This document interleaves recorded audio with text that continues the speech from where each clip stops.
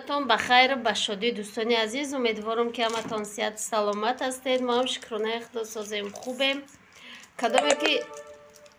کدومی که همو چی را تماشا میکنه ای گریف کالماره انا مورا کینو را کسی تماشا کده گای اینم خیلی پیچنک دارم کو اینمی پیچنه اینمی خیلی بکو کو سلام بگو کو دوستانی عزیزه. سلام دوستان عزیز.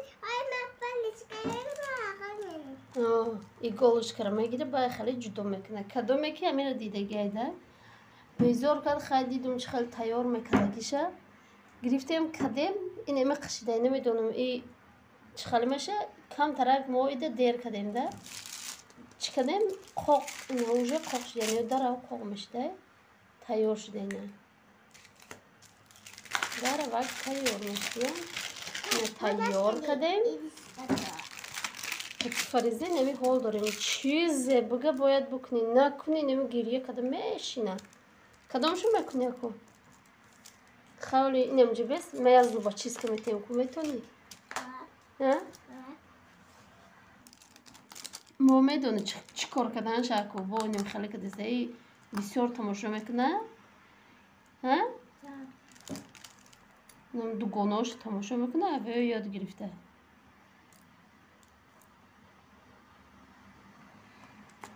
اکورات نکی چی نکنی نشکنونی شکنوندی چخال میکنن تا؟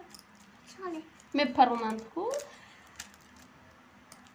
نم خیلی دوستانی عزیز باید خیلی نم خیلی ایگور کتیم خیلی کنن کدومی که خیلی تماشا کده گیده این نمیشه ایزو با چیز دوستان عزیز با شمایم بپزید شمایم بپزیدینه دگو دکتون هیچ نمیره شکر چی سودا تمام دیگه چی آتی آخره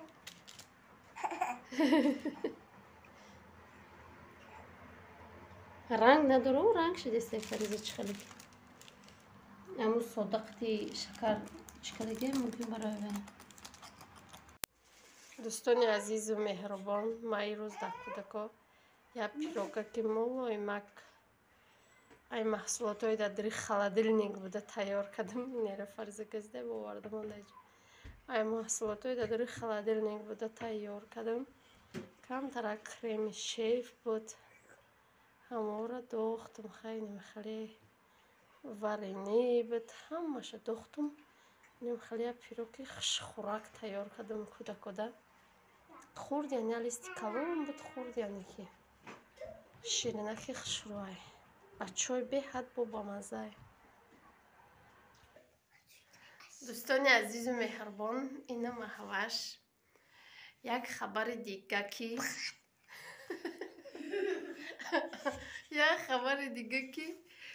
گروپ های محوش دستده روسی کدیان نه محوش روسی کدیان نکم ای روسی رو میفهمه و گپ زده چلا پلا میتونه ده понимаешь да русский язык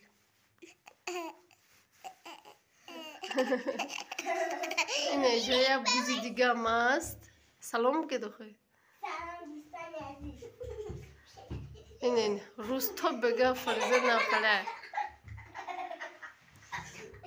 میگه دیو نگری میکنه روز تو بگه اینجا بیکار ششتیم پاپامون رفته نکو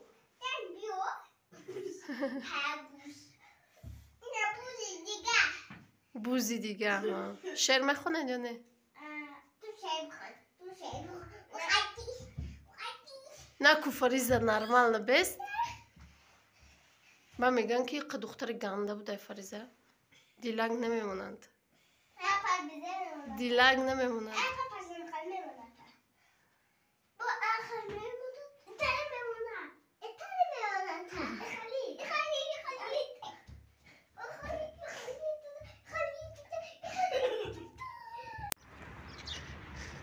ساری ما محوش صدیق برده استم یک روز دیگه روزتون بخیر و بشادی هوای ما نیم خیلی بهار است رفته استم که فریز محوش 2 روز باران با شدت بودم اونجا تر لایقه دوستان عزیز و مهربان، ما دردمند شدیم برای ویدیو نکنیم نمیشود. ما مغازین رفته بودم، نصیب باشه برای دیگه یک چیزی که با مزاج میپزیم. نه خیلی لواش گرفتم، 20 گل فرزند.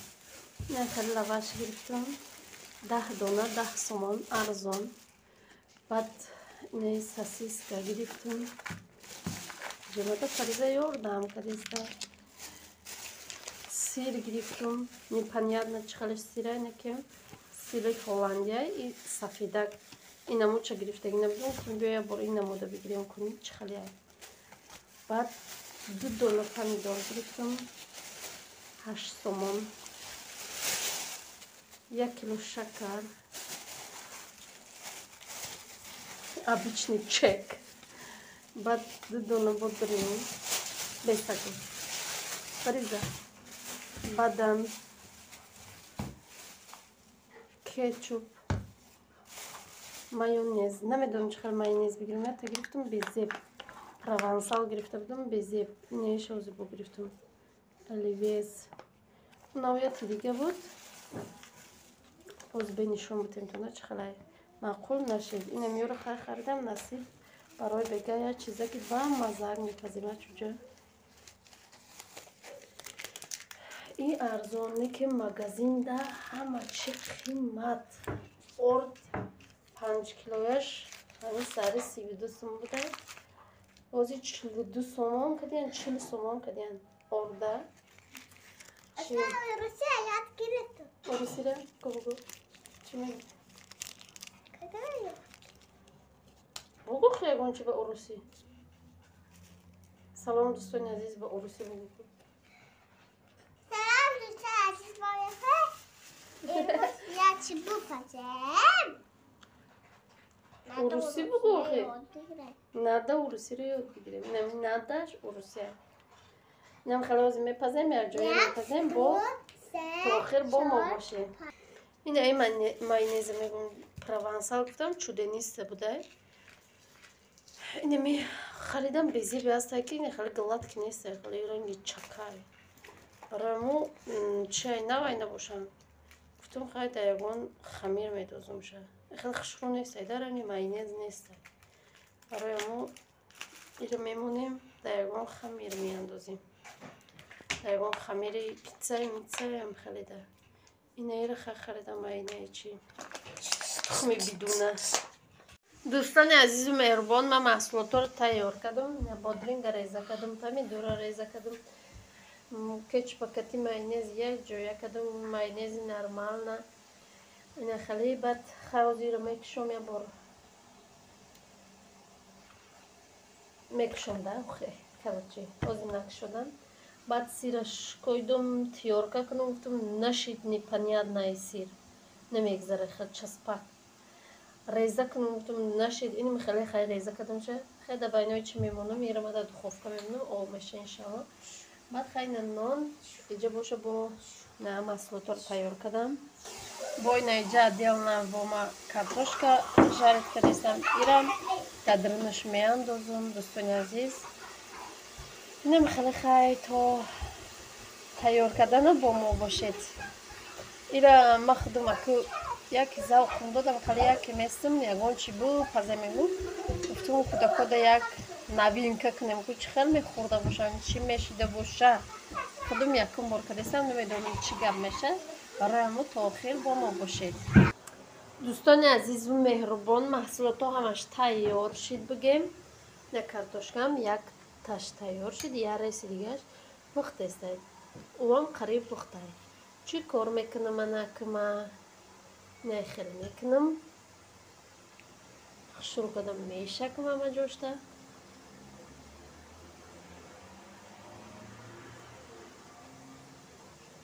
لوی بد نمیلوی مقامش کم بسنده.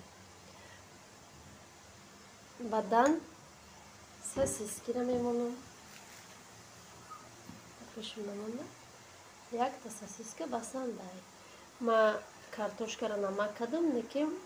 پمیدور و بادرنگ نمک نکردم. مازی نمک میکنم.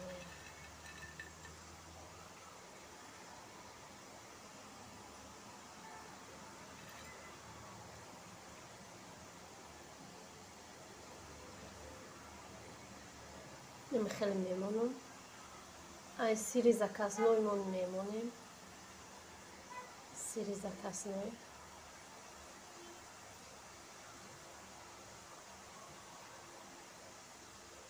Онаки помидорам магнекнем камтарак. Бодрингам магнекнем камтарак. Омехта мекнем. Бад камтараки бом меандозем. Ай помидорай бодринг. Ма ядаста видео кадестам, ядаста тайёр кадестам. Инам хеле ки дохтем. Ранги шаурма мепечонам шанака. Инам хеле печондум, ҳамаша хеле мепечонам. Дар ин эҷа дар листи духовка мемонам, дар духовка мемонам шабад. Инам хеле тайёр кардам, духовкада мемонам ба муддати 10 дақиқа. Дӯстони азиз, ина гирифтам хурустия шишидай. Чӣ мекунам? Ҳозир ядша бурида нишон метавонам гармакак. Хай наминҷо ҳозир як ҷоя мебурем.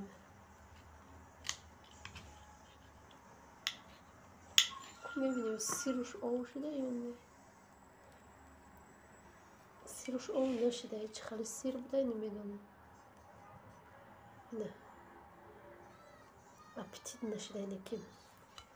Хеле ба мо иштиёи таом. Касе хурдаста иштиёи таом. Хайр дӯстони азиз. То влогҳои оянда дар паноҳи худо бошад. Худо нигаҳдори ҳар яки мо шумо бошад.